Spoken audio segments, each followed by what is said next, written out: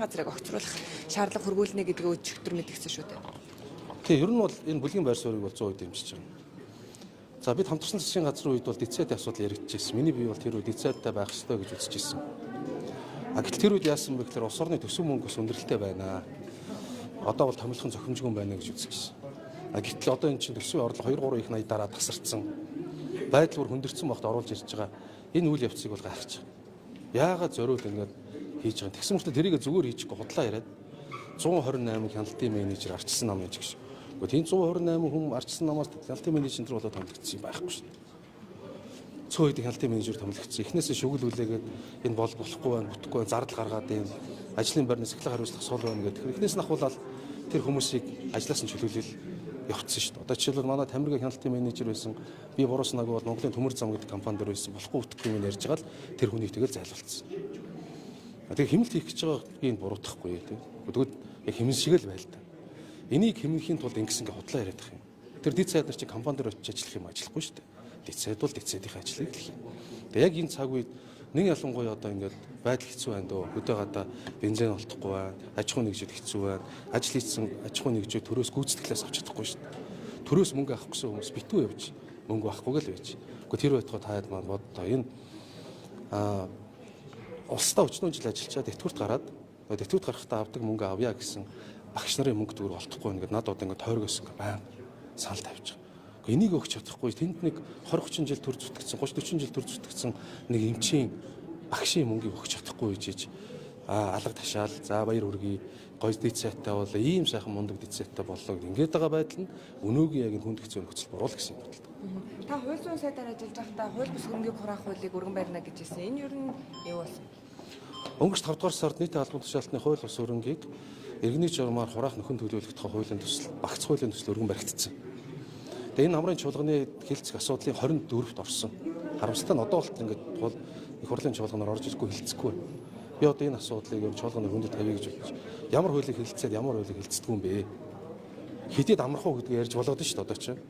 Тэгэд энэ орон нутагт улс төрчлөлтийн гол бий болгодог энэ иргэдийн хурлын төлөөлөгчдийг улс төрийн албан тушаалтан болгох томилъя гэдэг хууль зэргийг хэлцэж болоод хахад яагаад Монгол Улсын засгийн газраас албан ёсоор өргөн барьсан хуулийг хэлцэхгүй байгаа юм бэ гэдээ би одоо улсын хурлын дараад асуудал тавихгүй л гэж.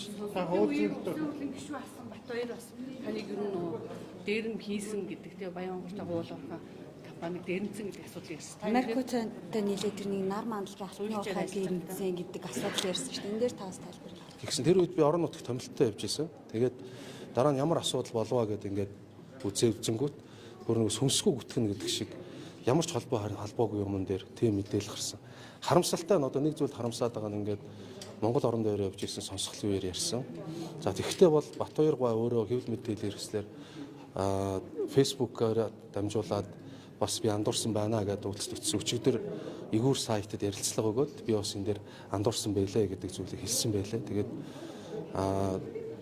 гэхдээ энэ асуудлыг бол заавал шалгуулах хэрэгтэй. Яагаад гэвэл энэ тэр Батбаяр гэдэг хүн бид хоёрын хоорондын асуудал биш.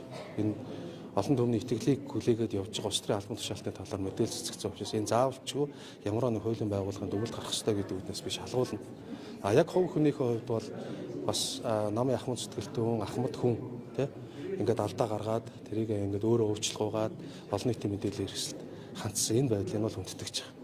Та бол хууль зүйн дотоод хэргийн сайдаар бас чамгүй амжилттай ажилласан. Одоогийн ярьж байгаа энэ засгийн удирдлагуудын хэлж байгаагаар бол сайдууд ажиллаа амжихгүй байна гэдэг ийм зүйлийг яриад дид сайдуудыг оруулж ирж байгаа юм биш үү? Тэгэхээр ер нь дид сайдтай байх тийм оронтой дутагдчихсэн таныг ажиллаж явах тийм. Ер нь гэхдээ үнэхээр ажиллаа амжих байгаа бол заавал гишүүнийг сайд болох ёстой юу?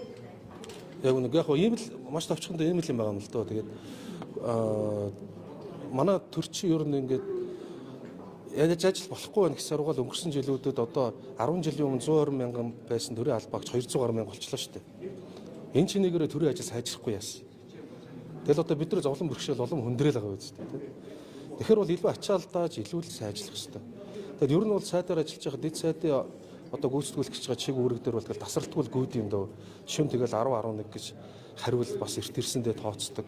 Амжуулаад гүйж идэг. Тэгээд яг хөө их хурлын чуулганы засгийн газар байгуулагдтаа сайдууд маань одоо тангарага өргөхдөө бүгдийг мэдэн чадна гэж асуултанд хариулаад хамгийн л мундаг хүмүүс чинь бид нар шүүдээ гэж томилогдож байгаа шүү дээ. Одоо тэрийг харуулах хэрэгтэй болохоос биш. За ийм болохоор бид нар чадахгүй байна да гэж ингэж ярьж болохгүй л гэсэн байр суурьтай.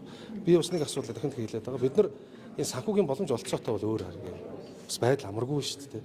Тэг яагаад заавал ч яг энэ ард түмэн бохимдолтой үед болохгүй үтгэхгүй байгаа нь ойлгомжтой, төрийн албаа агчид тэтгэвэр тэтгэмжтэй холбоотой цалин үйлс хүртэл оройтчих үед ийм асуудал яриад байгаа юм байна.